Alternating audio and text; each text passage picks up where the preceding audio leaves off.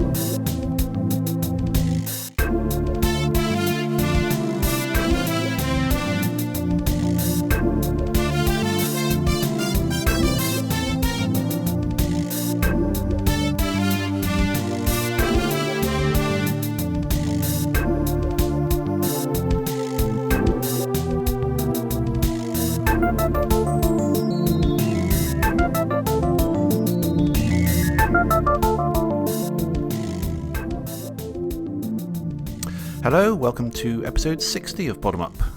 I'm Ollie and I'm joined by Tibbs. Hello Tibbs. Hello there. How you doing? You alright? Oh, well, I was, but I mean, it's all technical problems again. Once again, we are blighted by technical issues. Technical issues, right? And obviously, I was just telling you before we started the show, I had to reformat the laptop to try and get everything working again.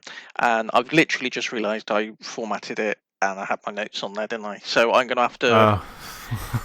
No. But I mean, it's fine. It's fine. It'll be fine. Just blag it. You'll be alright. Yeah. Okay. Yeah, my voice is definitely clipping here. I can see it on the recording. We're gonna run with it. It'll be fine. There's technical issues have never stopped us in the past. No. So they won't stop us this time. Never. And it's episode 60, you know? It's lucky number 60. Well, I'll tell you what. We started the show in May 6 years ago. And it's May now. Wow. So that means we've done an average of 10 episodes per year, right?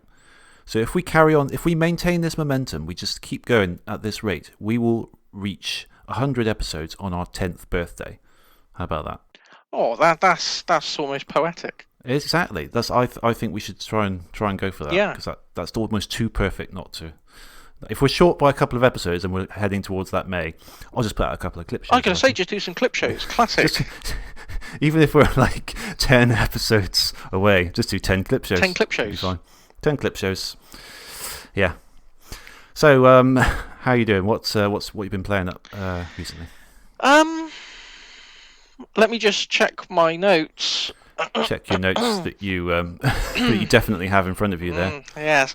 I've been playing mostly through Tomb Raider. Because I've been doing the Tomb Raider remastered trilogy. Mm-hmm. So I'm up to Tomb Raider 3. I'm about halfway through Tomb Raider 3 now. So that's been going well. Yeah, I've been enjoying it. It's good. I hope they carry on and I hope they release the remaining 2 classic Tomb Raider games. Give it the same sort of remastered treatment. Because we discussed this last episode, didn't we?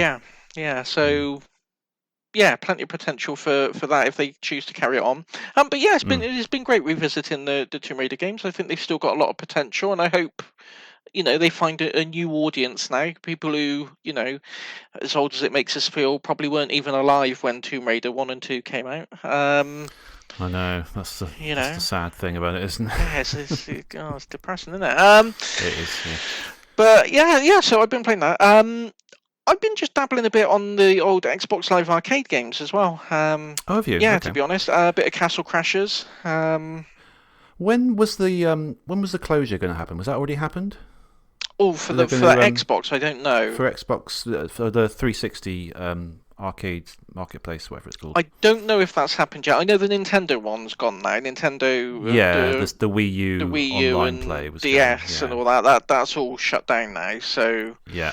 But I don't know about the Xbox one. That might be imminent. I thought in my head that was April this year. So I don't know. But you've been on there anyway. Well, I mean, this is stuff I already had downloaded. So. Yeah. Okay. Yeah. Go on then. What you been?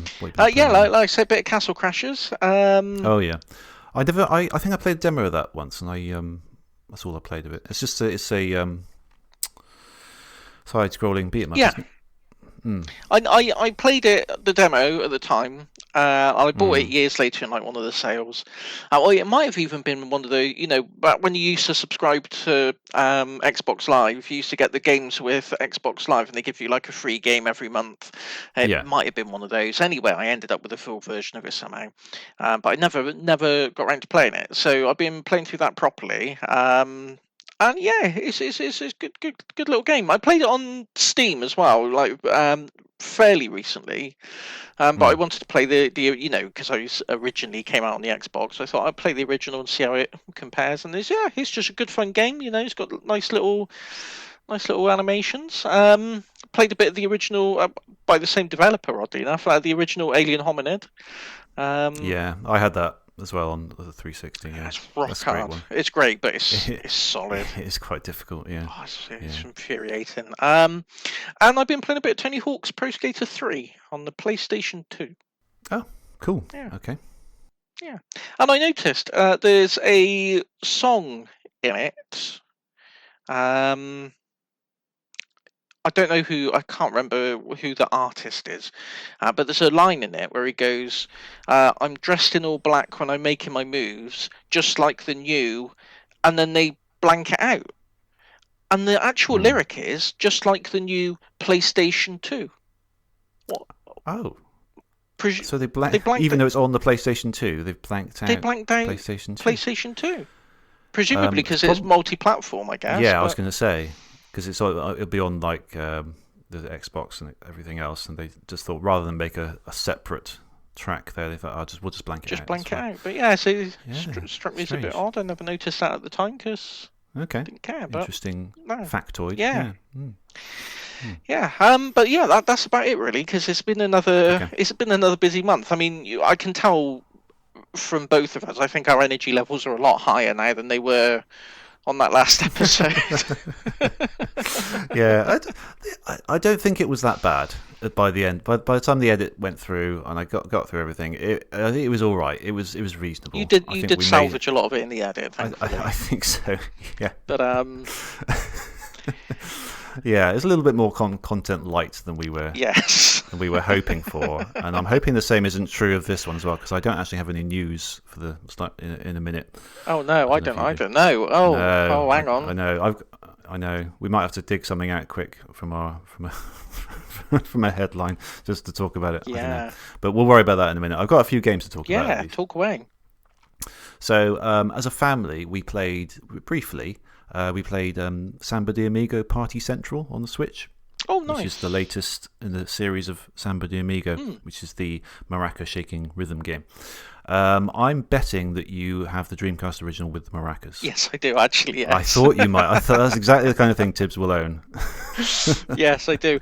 Yeah, it's on. It hasn't. It's gathering dust. It's on top of the wardrobe at the moment, I think. But Well, that leads me to a point I was going to make about the series, because we played me and Abby about 11 years ago. We had the Wii one, and we played it like solidly for a day. Like we were really into it, and then we literally haven't played it since then. Right, hang on.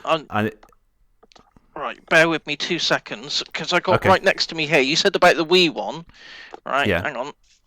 Doing this live, I'm pulling out a little box here. You can probably hear lots of tumblings. I can hear rumbling, ruffling around. Can you hear that? Yeah, I can. Little maraca. Nice. That you stick your nunchuck into. Brilliant. No, we didn't have that. We just had the basic game. That's brilliant. Got that right next to me. Like, there we go. That's gaming credentials verified. Always have your nunchuck maraca. Always. Close to you at all times. I went through a stage of just getting weird Wii peripherals. The one I wanted, they do an actual bowling ball. Like a legitimate bowling ball that you attach your Wii remote to, yeah. But anyway, carry on. That's Samba de Amigo. Yeah, so we've been playing the Switch one, which they brought out last year, I think. Yeah, it's all right. It's good.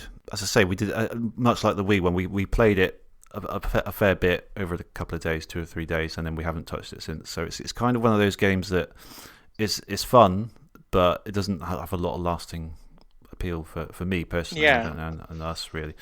But yeah, it's good. It's good. I think it works better than the Wii one because I seem to remember the Wii one had a bit of a problem with the nunchuck on the left-hand side, on the lower left-hand side.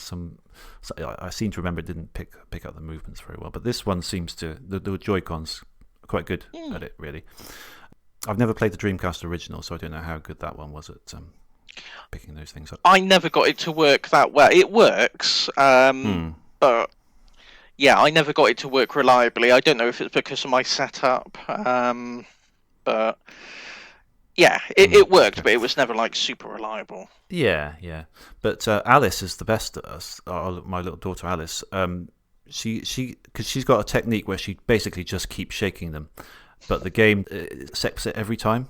So she's constantly getting like 100% S rank. She's just shaking it in all the directions, and it just literally just picks up every single one of them, and she's like amazing at it.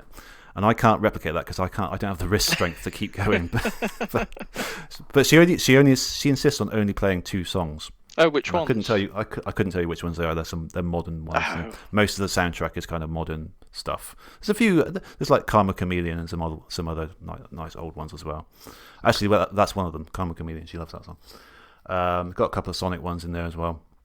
But it's nice. It's a nice package. There's loads of songs in there. There is some sort of, I can't remember what it's called, like studio mode or like I think it's some sort of story mode, but I didn't even try that actually. We just played the songs. But yeah, it's all right. Oh, brilliant. A game I've really been into, and you probably won't have heard of this because it's I just found it in my Steam library. I have no idea when I got it. It was made in 2015. It's called Superstar Path. No, really small I don't game. know that one. No, I probably picked it up in a Fanatical bundle at some point and just stuck it on. Yeah, that looks cool. I'll just chuck it in. I was looking through my Steam library the other day, just finding something small to play. So I found this, and I've been hooked on it ever since. It's really, really good.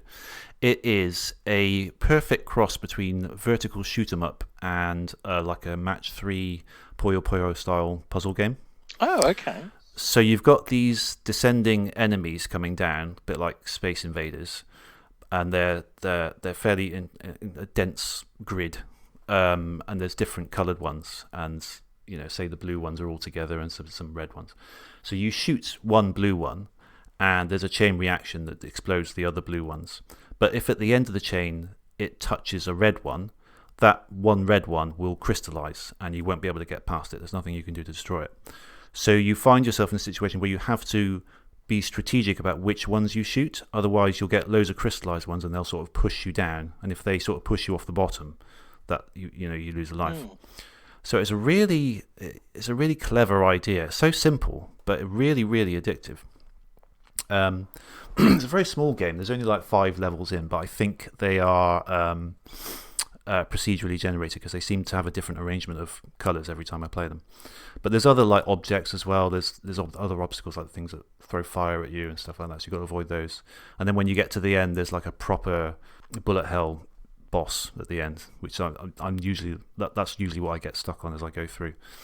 But they're really good. They're so much fun. Yeah, like even the John, bullet just hell looking bit at the the Steam end page now, it looks really good. Yeah, it's cheap as shit. I don't know how much it's like a $5. Yeah, $4.99. Yeah. It's well worth it. Honestly, it's really, really good fun.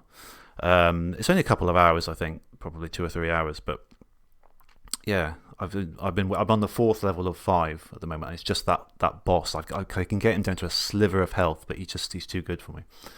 But there's like upgrades and things, so you can buy each time you beat a level. There's new ships become available for you to buy, and then you can upgrade them, add more health and stuff, which you can find in the levels. So there's some very simple mechanics in there, but they're all really well designed, and it's nice presentation and everything. I like it when you get games like that where I think we talked about it before. There was that what was it called? That where you get 2 genres that shouldn't work together. Oh yeah. Do you know what I mean? There was that game. Where you the one where you can create it and mash them together. Yeah. Yeah, that was mash them up. Monster Mash. No, that's No, it's something with MASH in the title, but I know exactly the one. Yeah, and you could pick like an RPG and a shoot 'em up, and it would sort of merge them and sort of procedurally generate a RPG shoot 'em up crossover. Yes, and sometimes they sort of worked, sometimes they didn't. Yeah, it was always really interesting. This is what I mean, I haven't played it obviously, but looking at it from what you've described, that's kind of what it reminds me of. It's like someone's crossed the like columns or Tetris or something with. Well, like you say, Pio with a shoot 'em up. Yeah, it looks really. I like that. That looks really good. It works incredibly well to the point where you wonder why no one else has done this. Like it seems like such a natural thing when you're playing it. And the only criticism I would say, I wish there were more levels and like more content in there, because it's such a good idea. I feel like this should be like a series, like something that's on everything. Yeah. I don't even know it's on Steam, but it is on Steam. I don't even know it's on Switch because this came out before the Switch was released. But anyway, go and check it out. Yeah, definitely. The name again is Super Star Path. Yeah, it's really good. I've also been playing Penny's Big Breakaway.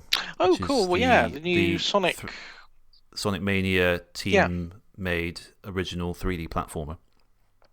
It's good. Yeah, it's the moves definitely take some time to master. I've heard that. Yeah, you can tell that it's been made. It's Christian Whitehead, so he and his team have put a lot of effort into, getting these like the sense of momentum that you get when you can pull them off. But so it's this girl called Penny, and she's got a yo-yo that she uses to for various moves, and you've got kind of a double jump, and then you can fire the yo-yo out and keep it stationary in the air, and then swing on it as like an extra thing to go further on the platforms. And it's good, but it is quite difficult to getting the accuracy at the moment for me is quite difficult. So I'm sure you can achieve it, and in fact I think a lot of the game is based on a scoring mechanic where you have to spend as long in the air as possible. I think I've read that somewhere. So there's a lot there that you can master, and it feels like it. But I'm having some difficulties with the controls. It can be frustrating on the way to getting there, I think. There's also if you're moving and you press the attack button, she does this move where she goes flying really far, really quickly, and I've regularly just go straight off platforms doing that without meaning to, and it's can be a bit frustrating. But I like the level design. I like the general look of the game. It looks really nice. It's not that expensive. I think it's like 20 quid or something. Yeah, it's not bad for what it is. Yeah, the music's good. I'm not sure I like the Penny character. I think she's a bit over designed, personally. Like it's almost as if she looks very kind of unusual, and it's almost as if they've gone too hard to try and make her look like no other character and it ends up looking a bit strange. Yeah. But like the shape of her eyes and things like that. So I find some of the character design a little bit off-putting. But yeah, it's good. Good so far. I'm not too far into it. I found the boss of the third world. There's probably 7 worlds because there usually is in these things. Oh, the penguins are annoying though. They aren't really enemies in the game, but the whole point of the game is that Penny is embarrassed like the king, and the king has sent out all these penguins to try and capture her. So there aren't really any enemies, but these penguins appear in large groups quite a lot, and they kind of latch onto you, and if you've got 10 latched onto you at a time, then they take you away, and you lose a life or a bit of health or whatever. But there's just so many of them. It's so chaotic. It's not a mechanic I like, really. It's just kind of annoying. I'd rather just get on with the levels, and I just have regular enemies, to be honest. But it's a fairly minor gripe. It's good so far. Yeah, it's good to see Christian Whitehead and company working on something original as well. Much as I would love them to down tools and start working on Sonic Mania 2. Yes. I don't know if I've mentioned that, but yeah, not much. Yeah. But it is nice to see them, do something original and break out on their own. So yeah, I like seeing what they can come up with, and it definitely has there's something about the color palette as well. It just reminds me of Sonic Mania a lot. Is you can draw the lines between the two, like you can the design aspect is there somehow in a way that I can't quite describe, but you can see it there somehow. Oh, great. And I started Hi-Fi Rush as well. Oh, how are you getting on with it? I haven't got too far into it, but it's good. It's all right. Yeah, it's very, very stylish game. I couldn't get into it. Really? Yeah. Yeah, I kind of gave up on it. a few bosses in, I gave it a fair shake. Fair shake of a lamb's tail. Is that an expression? Yeah. Yeah, I don't know. It just didn't gel with me, and I should have liked it. It was. To be honest, I don't like it as much as I thought I would so far. Like I thought, because it looks, it looks really impressive. Like this lovely cell shaded, like it's a hack and slash, it's a platform hack and slash. Like it looks amazing, and I think it was like released, like it's just suddenly dropped, wasn't it? Like last year, they didn't have any like hype towards it. Was that No, right? I think it was like one that not E3, or it was like one of these game shows things, and it was one of these things where it was just like they showed the trailer and it's like, oh, available now or available next week or something. It was just like out of nowhere. Yeah, and then it got really really high praise. I wonder if that's a good idea going forward for a lot of games, because it kind of removes that hype aspect, doesn't it? Yeah. Just literally, here's the game, judge it on its merits rather than what you're expecting from it. Yeah. It seems like quite a good idea, doesn't it? Really? Yeah, it's one of those games. It's hard to pinpoint exactly what I didn't like about it, really, because I like rhythm. I like rhythm games. I like hack and slash games. I like quirky, bright, colourful games. So it kind of ticks all the boxes for me, but. I don't know. Maybe I didn't like the timing. I couldn't get the timing down. I'm struggling with the timing. Like, there's a constant beat going on, and the idea is you don't have to, but you'll perform better if you match your attacks with the beat. And I do have trouble doing it, and the game doesn't give you much feedback as to whether you're doing it right or not. No. I find as well. No, it doesn't. I might go back to it. I wouldn't say it's not a bad game. It's just it's one of those didn't connect with me, and I'm surprised. I really thought it'd be up my street, but gameplay wise, I'm kind of comparing it a lot to Lollipop Chainsaw. Yes, and I like Lollipop Chainsaw a lot more, because just I think the world and the characters were so good in that, and this just can't quite match that. No. It's perfectly fine, it's good. I like the characters and everything, but it's no Lollipop Chainsaw. No, it's not. But it seems to be it's really resonated with a lot of people. It's really well regarded. People really love it, don't they? Yeah, and it's just.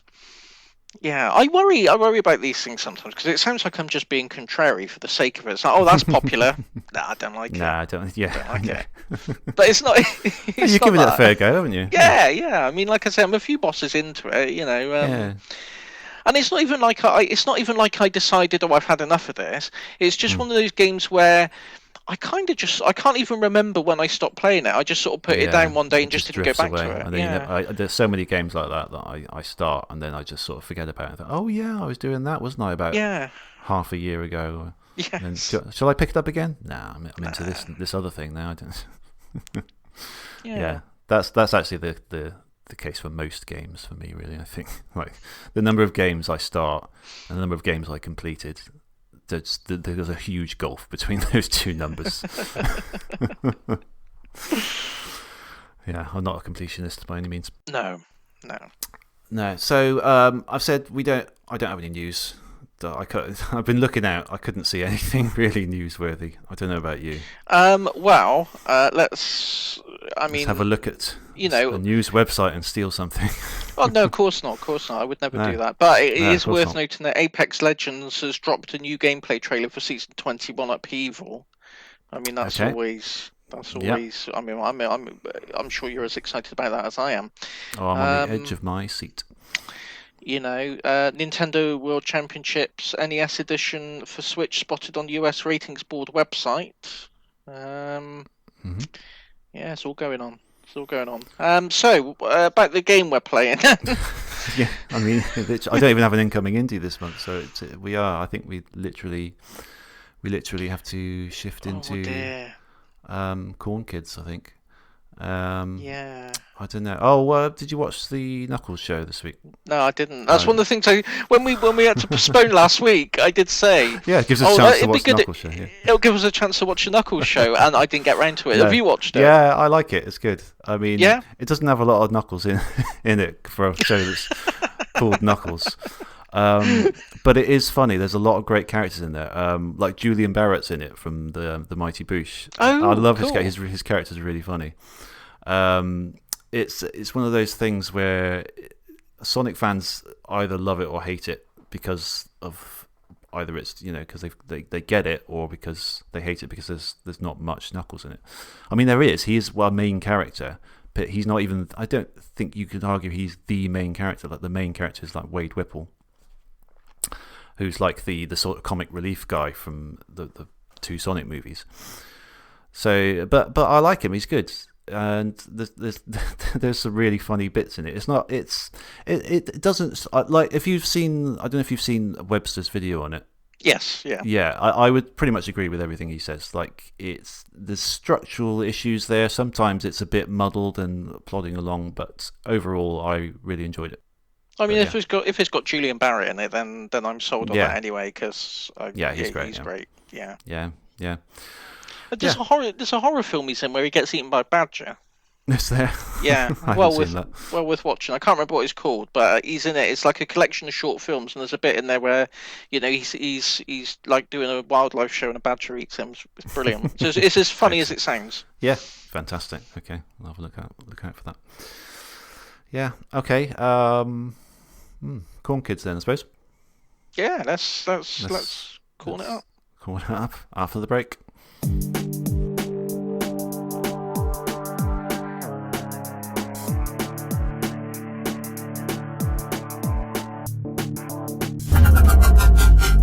Video Game Book Club.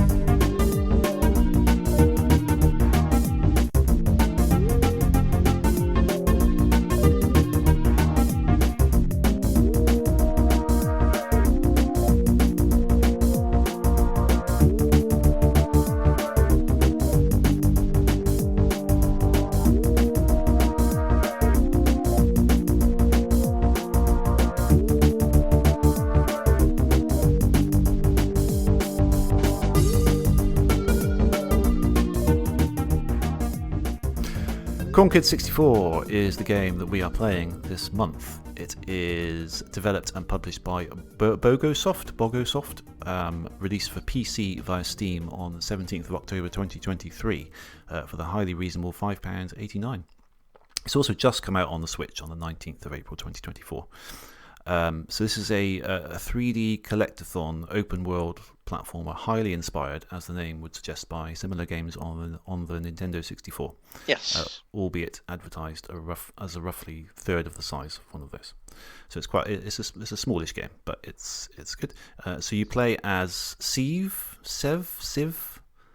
I'm not sure. It's Steve, but without the T. Basically. Yeah. I'm going to call him Civ. He's a young goat who's trapped in a recurring dream world from which he must escape with the help of his friend Alexis. That's about as much sort of basic plot as there basically. That's it. Yeah, it's kind of an excuse to have a fun sort of N64 style collect-a-thon, isn't it? Yeah. Yeah, I really enjoyed this game. I did. I liked it. Yeah, it's good, isn't it? Yeah. Yeah. I think we've talked before about like retro-styled sort of throwback games, and how a lot of them, they don't quite catch the atmosphere of what they're trying to. Do you know what I mean? You'll get PlayStation, you'll get low poly games, trying to be PlayStation games, but they never really quite feel like they could have been released on the PlayStation. They always feel slightly more advanced than the PlayStation could have done, or things like that. I think this one absolutely nails it, though. It really could be. Yeah. The textures and everything is spot on. I think it helps that by default it starts at like 4:3 aspect ratio, kind of low res. There's a CRT filter over it, all of which you can turn off if you want to. And there's even N64 control mappings as well. Yeah, and even like the game logo looks like it comes straight out of the N64 era. Yeah. I noticed. Yeah, so really a lot of attention to detail in capturing that sort of look. It's funny. I was thinking even I think when we started this podcast, like that sort of era 5-6 years ago, retro style games were mostly either 8-bit or 16-bit. You didn't get a lot of these kind of low poly 3D games, did you? But there's been a real explosion in the last few years. I think there's been a real explosion of games like this that sort of mimic PlayStation or N64 graphics, which is interesting to know. It's like they've, the things come around, doesn't it? Yeah. So that's the current, trend, I suppose.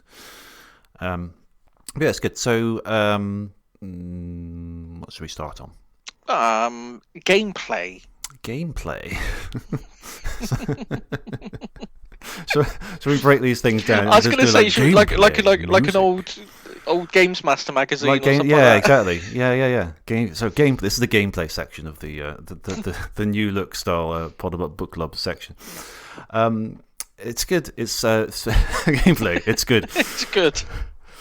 So he's got like a range of moves. Most useful was the flying headbutt forwards, and it's kind of the moveset didn't map onto a lot of things that I've played before. To be honest, it felt like its own kind of system really going on. It's very it felt like unique. So you got this flying headbutt, and it's quite versatile. You can use it as a sort of homing attack quite often. Yeah. If you've got an enemy nearby, he'll sort of generally home in that direction, and you can sort of hit a wall, and he'll kind of bounce off it, and then give you an opportunity to sort of jump up that wall, scale it up. Yeah, I was going to say, it's sort of an offensive attack, and also sort of for navigation and sort of traversing the levels. Yeah, and so it's really flexible how you can use the movesets. Yeah, almost like parkour sort of thing. There was like you go into the first world, and that's kind of like a tutorial thing, really. That's a fairly sort of linear thing where it's there's literally like post-it notes that Alexis has put around everywhere explaining how to do these moves. And there was quite a lot of sort of not even just moves, but like techniques and ways of using the moves to get to where you want to go, and to perform things like running along walls, and then to sort of doing ways of like jumping at the wall so that you kind of get an extra jump, which I found quite difficult to pull off actually. It's difficult. I get the feeling. I haven't looked up to see if people are doing this, but I can imagine sort of the speedrunning community guys. There's going to be people out there who can really nail this and like bounce around the levels, doing all these crazy moves and stuff, and it's got that capability with it. I think it's got that kind of feel to it where you could really master it if you put the time in and really sort of fly through the levels. So it's a bit like what I was saying about earlier about Penny's Big Breakaway. There's definitely a depth there that you don't get in a superficial sense, but I think if the more you play it, the more you realize, there's a way of doing this where I can skip this bit and jump over here and then hit this bit, and it's there's a loads of depth to it. It's just really well thought out sort of move set, and it feels good as well. Like all the momentum feels right. Literally just moving the character around felt really good. Yeah. Almost sort of. I was going to say that the look of it is almost like deceptive of that sort of depth, because it. Yeah. There's an element, and I mean all this in the best way of the game sort of looking thrown together, and I don't mean that in a negative way. I mean we've moved on to a different section now, like the look of it, but it's sort of like the developer. I'm kind of assuming it's maybe a single developer, maybe it was a team. I didn't look actually, but the developers just wanted to make a good 3D platformer with a strong move set. And you almost feel like the world and the characters kind of evolved from that, rather than starting saying, I've got an idea about a character and a world. Yeah. And it kind of evolved naturally, like all the elements of that world. Because it's kind of a dark world, isn't it? Like a sort of emo-ish sort of world, isn't it? Yeah. Like there seems to be influence from that sort of, I don't know, that era, I guess. Yeah, I mean, I would say that's the one criticism I did have about the game. I would have liked to, and I will hold my hands up. I didn't get to completing it yet. No, I didn't either.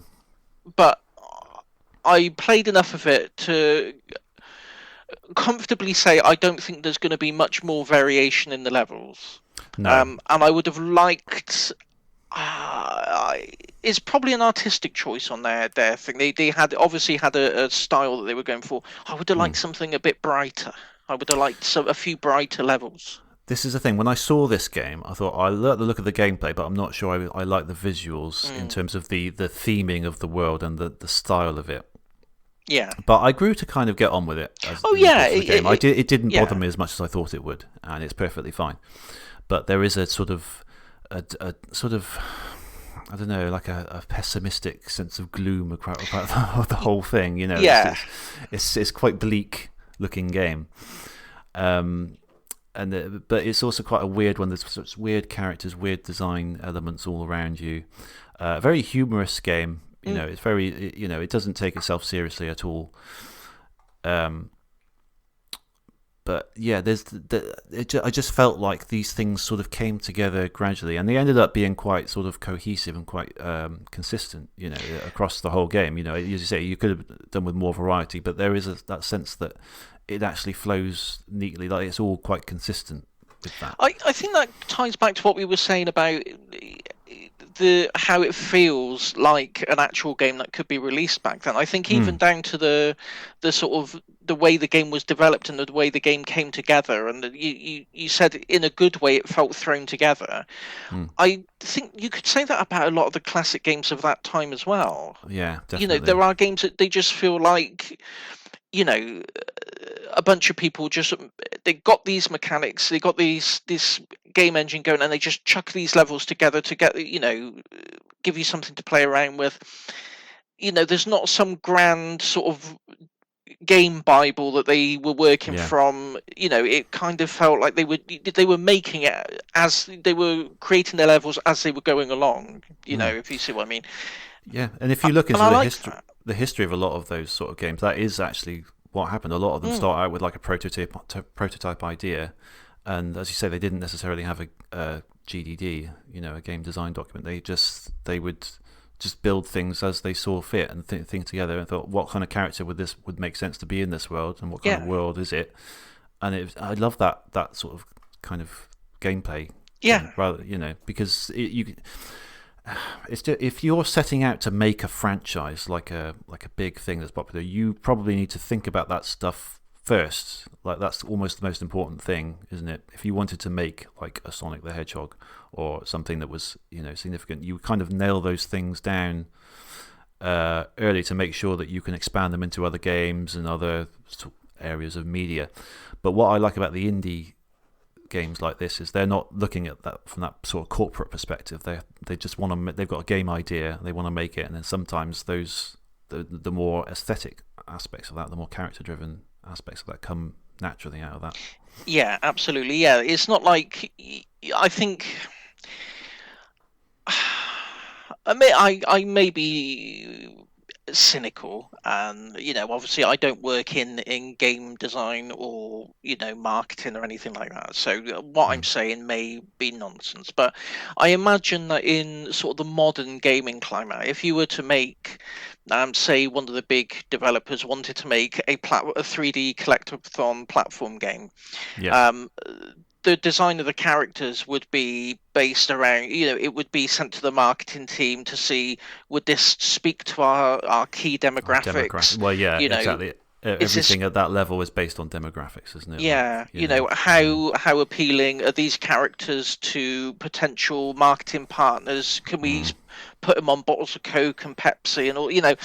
And it all kind of gets, I don't know, it sucks the soul out of it a bit, doesn't it? It does. Well, it's no longer about the gameplay, is it? It's about, you know, it's a product. It's marketing. It's just something to be sold rather than, you know, I mean, every game developer wants their game to sell and be a success, but I think there's different priorities. You know, you make something and hope it would sell so you can make more things. You don't, that's the aim isn't to make money. The aim is to have people want to play your cool thing that you've made. And Yeah. you know, am I making sense? Do you know what I mean? No, yeah, exactly. It's complete sense. These are all things I've got in my notes. Like, it's just interesting to note that, because I've always thinking at some point I'm going to sit down and start work on my own game, my own indie game of some description, and I get bogged down with thinking: is it a good character? Is it a good world? And like, does the gameplay idea that I've got match that world? Like, okay, I've got a gameplay idea. What characters can I make with it? And this game kind of showed me exactly what we've just been talking about. That stuff can come later. It's fine. You can play around with the mechanics and build a world really organically around that. Yeah. And you don't have to decide it all beforehand before you even start coding. So yeah, there was a really interesting sort of realization for me, actually. Yeah, I think it's I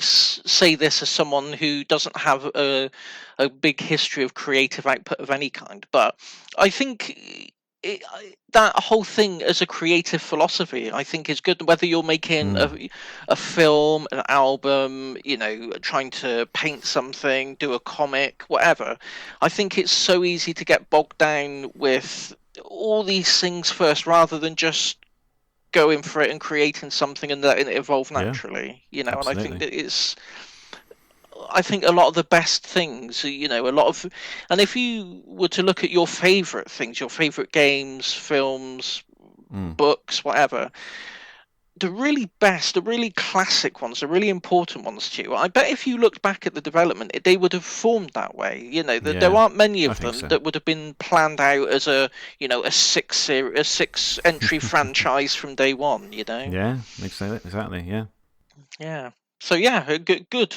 It's good. This is a surprisingly deep sort of realization we've got from this seemingly quite small, simple game, isn't it? Well, yeah. I mean, I think it perfectly exemplifies it. Though, yeah. I mean. Well, it certainly beats the last episode, doesn't it? Yeah. We're back. I mean, we're back. We're back. You only get this sort of, deep thinking from Podemup. Absolutely. When we're firing on all cylinders. Yeah. So let's talk about some of the sort of the worlds thing, because I liked it. Like the first world is a fairly sort of linear thing, and I was kind of expecting a Banjo-Kazooie style structure where there's kind of a hub world and then separate worlds that you go into, and each of those worlds have a collectible, have a particular collectible defined, like a Jiggy or a moon in Mario Odyssey, like something that ties them all together and that you bring back to the hub world. Not structured like that at all, really. There isn't like any one consistent collectible in the whole game. I thought there would be, like those little XP cubes were it. And I was that's what I thought as well. And I was almost disappointed when they didn't get like a fancy jingle when you got them. I was like, and they just got like a little tiny sound effect. I thought, I was hoping for more. But that's because they are part of literally an XP system that kind of builds up, and the more you get, and then you get to like level 2, and you can unlock level 2 doors, and then level 3, etc. Although I don't think there's many of those. They're just more sort of little side things. Some of them are probably important to the game, like the you need to complete them or whatever. But it felt a bit more side questy thing. So there's a sort of hub area of sorts, like the nacho. He calls it the nacho dream, doesn't he? The nacho dream, yeah. Yeah. So there's like the nacho emporium. I got written in my notes. It's just like a small shop, and then you kind of go. You go into it, I think, and that's the tutorial area, which teaches you everything. And there's open parts, but it's fairly linear. Then you come out of there, and you can go into the next world, where I think the majority of the game takes place. So this is more like a sort of autumn village area. It's quite nice, actually. By the game's like oppressive standards, it's basically it's inhabited by pigs, but they've recently been occupied by some owls, and they've cancelled the pigs' upcoming lasagna festival, which they're pretty annoyed about. Well, I mean, that explains the depressive attitude, doesn't it? Yeah, exactly. It's going to ruin anyone's day. I know. And there's loads of like little, you can like talk to the pigs and you can see what they think about this. And there's like a father and son one, and the son's complaining about the lasagna festival being cancelled, and he says, I can't remember what he says, but it's something quite funny. He's like, you need to get rid of that backbone, son, or you'll never be a doormat like your old father. You got to just accept what happens to you, basically. There's just like loads of quite funny characters and quite funny one-liners like that. anyway, they've been occupied by these owls, and it's not quite clear storyline wise what you're sort of aiming for in the whole game, really. No, it's just to escape the dream, isn't it? Really, I think so in general, but there's because it's not because it's the Nacho dream, but the other goat has got into it and sort of messed things up, hasn't she? That's. I think that's the idea. Yeah, that's the idea. She's got in there and sort of changed things and you know, Sieve or Sev or Sevi or Survey. Survey, I like Survey. You know, he's not having it. He wants out. Yeah, he's got quite like a sort of. I like his personality throughout the whole thing. He reminded me a bit of Voodoo Vince in that sort of kind of aloofness about the whole thing. Like, what's going on now? Seriously, what's all this about? Yes, definitely. I'm so sick of this. Yeah. So the autumn world is a lot more open, and it's more of like a Banjo-Kazooie style environment, but I think a bit bigger, and there's lots of different areas to explore, and you've kind of got a mission at any one point. Like when you start, you've got to climb the top of the tower, and then after that you go down, and then you talk to a pig, and then he wants you to get like 5 disco balls, I think it is. Did you get this far? Yes. So there's different challenges to get each of the disco balls, and I think I did at least a couple of them. There's one you have to get it from a bird's nest, and there's another one where you've got to go in this zoo that's been in a radioactive zoo where all the rats have gone. That was quite tricky, wasn't it? Yes. For me it was just to kill all these rats, but and then it's kind of like a puzzle of how you figure out how you get from one place to another, and obviously there's poison going on, so there's a poison meter going down. So there's quite a lot of variety in it. There's like one thing at one point you're doing one thing, and then it's a completely different thing, and just lots of clever ideas, really. Yeah, I just like the way it was structured. It's got all the, you look at it and you think, oh, it's a Banjo-Kazooie or whatever, but actually it's got a lot of its own stuff going on, and a lot of its own ideas. And I was going to say, I've seen a lot of people online describe it as basically Banjo-Kazooie, but by a different name, and I think that undersells it a bit. I think it does. I think it's much more of its own thing. Like you can see that's sort of a starting point. Like, I want to make this kind of game, and then again, as it was built up organically, they just ended up with something that actually is structured very differently. But it's one of those things with that village world in particular. It's just like a big puzzle that you have to work around. So there's like a lift that needs a cog. You need to go and do some other challenge to get the cog. You bring it back, and then you can use the lift to get up to the higher place, and then you unlock that area, and then it all pieces together. Did we talk about the move? You headbutt like a screw in a wall, and you sort of spin round to turn things. Yes. Yeah, right, there was one of the puzzles I think it was fairly early on, I remember, where you had to screw them through the wall to put them through to the other side. Yeah. I thought that was pretty cool. There's also like mini little challenge levels in there as well. They seemed a bit fewer and far between. Oh, yeah, the challenge. Yeah, the very first challenge level, I failed so miserably at. I got so frustrated with that, honestly. Yeah, I did do that eventually, but it did take me a few goes. Yeah. Oh my word! It's one of those platforming challenges where it's literally just a linear thing. It's like a separate level, and you've really got to get those platforming abilities down, I think.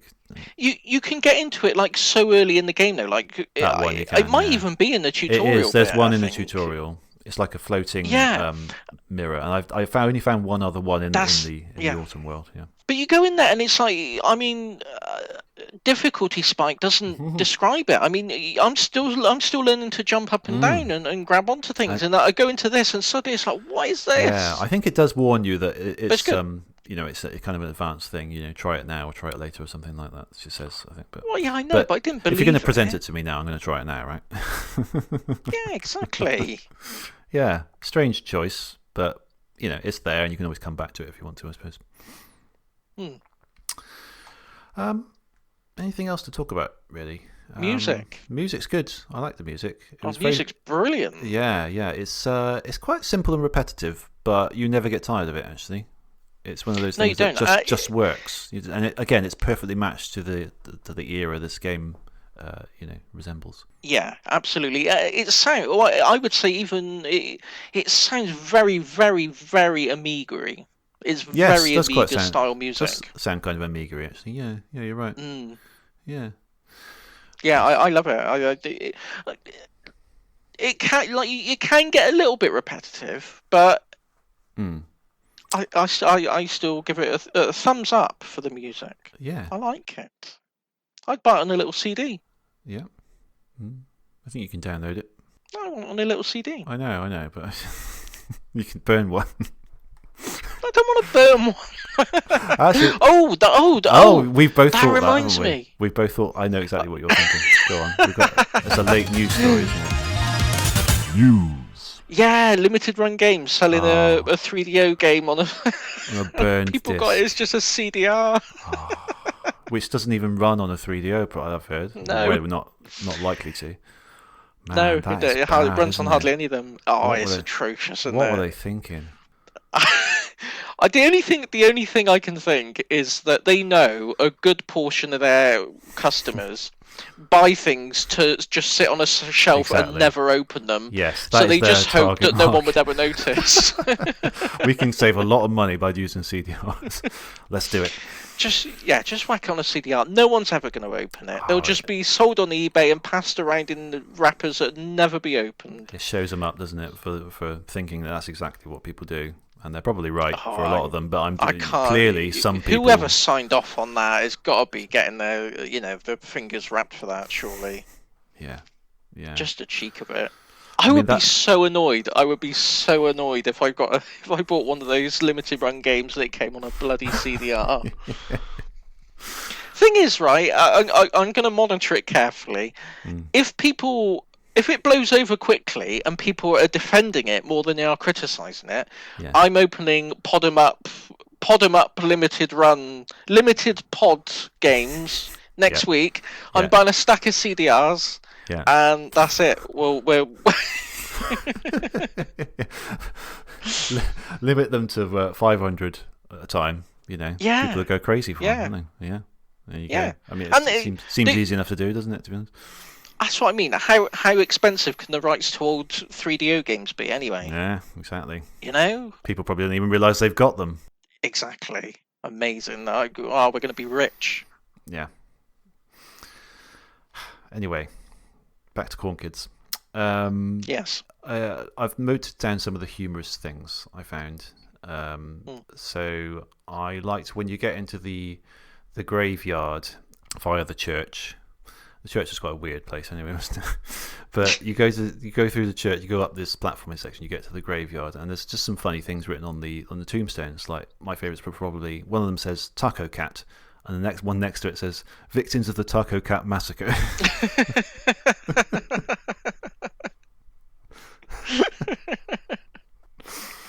And there's a house in the corner, and if you go via the top route towards, I think it was the bird's nest or something, you can get into the house via the chimney.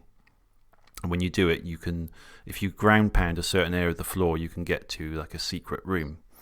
And in it's a room owned by someone called Dr. Awkward, and there's like a diary that he's written, and it suggests that he's into some pretty weird stuff.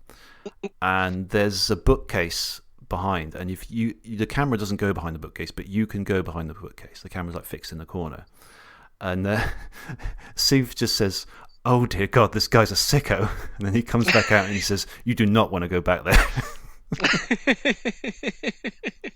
And there's a spider who's crying in the corner, and you say, "What's wrong? Why are you crying?"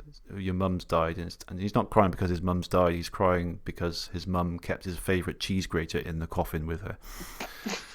It's just a funny game. It's a funny game. It's just I like the sense of humour. It's good. Yeah. Oh, and another one where you go as soon as you enter the village, there's a bat, and he offers to fly you up to the tree because that's kind of a video game trope, isn't it? Like you get on a little character and they fly you over to a certain distance. You say, "Oh, thank you very much," and then he laughs because he tricks you and says, "Haha, you're not going to be able to get back down now." Haha. That really tickled me. Yeah. Yeah, I like this game a lot. I liked it more than I thought I would. Because I knew I thought I'd like it because it looked like a good platformer, but just like the world and everything, and just how well it was constructed, it's really good. Yeah, it is. It's really good. It's a really cheap game. It's amazing for how cheap it is. I think How Long to Beat has it down at 8 hours, which is a reasonable chunk of content. It's like a fiver, isn't it? Yeah. So that's a reasonable chunk of content there. I mean, and How Long to Beat, an 8 hours on How Long to Beat essentially equates to 10 or 11 in real terms. Oh, definitely. Yeah. So you've got a really decent game there for a really small amount of money. I'd highly recommend it. Really good game. Best goat game since Goat Simulator.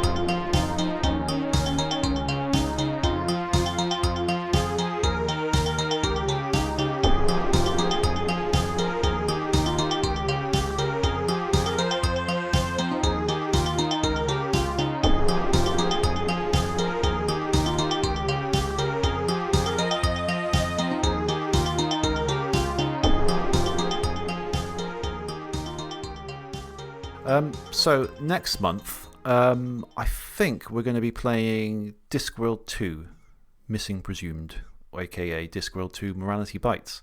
So this was suggested by our friend Rick on Twitter recently. We have sent out the invite to see if he wants to come back on the show. He hasn't yet responded. I don't think he uses Twitter as much as we do. Hopefully he will. I think even if he doesn't, for whatever reason, I think we'll play it anyway and talk about it. Yeah. Yeah. I'm a bit apprehensive about this one though.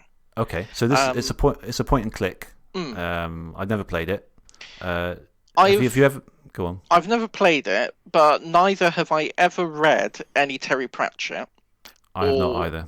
I'm vaguely aware of Discworld in a very, very broad sense. Like it's, a Discworld on the back of some elephants or a turtle or something. Me too, yeah. That's about as much as I know, but I've never read any Terry Pratchett. I don't know anything about Discworld, and I wonder if that's going to be, a blessing or a curse when we go into this game. I'm exactly in the same position. For some reason, I had it in my head that you were a big fan. I don't know why. No. I must be thinking about something else. Someone else at school I must be thinking about it. Yeah. But it looks alright. It's a point and click. It's on DOS, Windows, PlayStation, and Saturn. So I don't know which one of those I'll go for. I'll see what I can find. But yeah, if we can get Rick on next month, that'd be brilliant because he can explain all this to us. Anything that we don't understand. But my understanding is that all those books, or most of them, are self-contained things. Like they don't necessarily, some of them exist in the same world, but they're about different characters, and you don't have to read them all in order or read them all. And I'm hoping that's the same for this game. It is called Discworld 2, so I don't know if we have to know about Discworld 1 first. Yeah. So we'll soon find out. I just got a horrible feeling our analysis is going to be, wait, the puzzles are good, but I've got no idea what's going on. No idea what's going on, no. But yeah, it should be interesting either way. Yes. Might turn us into a couple of Discworld fans by the end of it. Yeah, funny enough, just like a couple of weeks ago, I was thinking, because someone mentioned Discworld, maybe I heard it on a podcast or something, and I thought, that's a really popular thing, maybe I should get into that, like get an audiobook on it or something. Yeah. And I had a brief look, and there was some debate about which one's the best to start with. Like the first one isn't technically the best one to there's other ones, and etc. So it's one of those things that's so huge, a bit like when you're approaching Zelda. Yeah. It's so huge, and there's so many different bits to it. And like Zelda, they're all self-contained as well. Despite that fact, you don't know where to start. Really, I know I said earlier that I wasn't deliberately contrary about things, but do you ever get that thing where, like, the more popular something is and the more everyone goes on about it, you just kind of think, I'm not interested. Yeah, it's not for me. Yeah. I'm ignoring that. It gets to a point where too many people are talking about it now. I'm not interested in it. Yes, I do that a lot. Yeah, I'll probably watch Game of Thrones in about 15 years' time because of that. You have to wait for the hype to die down until no one's talking about it anymore, and then go into it. Yeah, then I'll watch it and I'll be like, this is actually really good. I should have watched this 20 years ago. I'm glad it's not just me. Me. No, I get that as well. Definitely. Yeah. It's weird, isn't it? I don't know why that is. Like you think the more people say something's good, the more likely you would be to pick it up. But no, you want to prove them wrong. Yeah, this will prove them wrong by not enjoying it. Yes, take that. And just sat there, arms crossed, face all screwed up. No. Face. Everyone else in the corner like laughing, having a great time. I just said no. Facing away. My wife tells this story of how it's just reminded me of it. Like that Jumanji was on the telly and everyone was wanting to watch it, and her grandma, was it her grandma? I think it was her grandma, just refused to watch it and just literally sat with her back to the telly and sat in the room. Well, I just love the visual. I'm gonna say I love it. I know. I never met her. Sticking to her guns. I'm not gonna watch Jumanji. Yeah, I never met her. She died before I met Abby. But I mean, it's just what a character. I know she sounds like a real character, but I just love the visual. What was her problem with Jumanji? I don't know. And now, whenever Jumanji comes up in any sort of conversation, it's like, just turning around, refusing to watch. I love it. Yeah, brilliant. Anyway, so if you want more of this antics, you can find us on any podcast platform, although apparently not Google Podcasts because they're closing that, apparently. Which is it's a shame because that's my go-to client, really, so I have to find something else. I think they're moving it to YouTube Music or something daft like that. So you got to... Well, I'm sure you'll find us on there. Hopefully we'll be there automatically, or if not, we'll stick ourselves on there. And that is exactly what I've just done, actually. If you look for us on YouTube or follow the link that I'll put in the show notes, you can find us on YouTube Podcasts. It should update automatically from now on, so if you're more of a YouTuber than a podcaster, you should be able to listen to us on there. Mind you, I don't know what they're going to think about all the blatant copyright infringement with all the music that I put into these and everything, but oh well, it's not going to stop me from trying. We're on Spotify and everything else. If you want to email us, did you set up mail@podemup.live? Yes, it should direct to both of us now. So if you do mail at podemup.live, it should just straight to us. Okay, cool. So yeah, email us mail@podemup.live. You can also find all our episodes on the web at no, hang on. I can say at without it sounding like an at symbol. At podemup.live, as in the link is podemup.live. Yeah. And Twitter, we're on Twitter at podemup. That's about it, really, isn't it? Yeah, I think that's about it. I think so. I feel like there's something else, but there isn't. Steam games, still doing that. Oh yeah. I mean, yeah. I mean, it's not our most popular thing, which is strange because we're literally giving out free Steam games. But yeah, if you're a listener, get in touch. Tell us when you started listening, what you listened to us on, that stuff, and we've got a big list of Steam games, and you're entitled to one of those. So please do that. I hope this episode does better than the last episode, which is seems to have performed.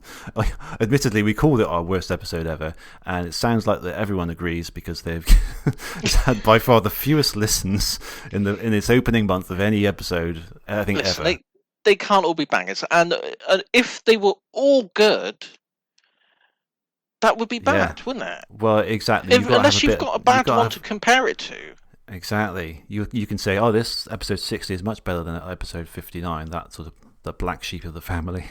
Yeah, exactly. You got to have the lows before you can appreciate the highs. Exactly. It's all about a balance in life, isn't it? And we offer that to you. We teach you that rule through Podemup, the video game book club podcast.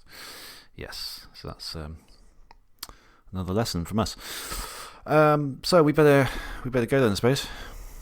Yeah, I suppose. It's 11:15. It is getting a bit late. Yeah, a bit late. I was going to have a coffee, but I probably won't though. Nah, don't. You'll be up all night.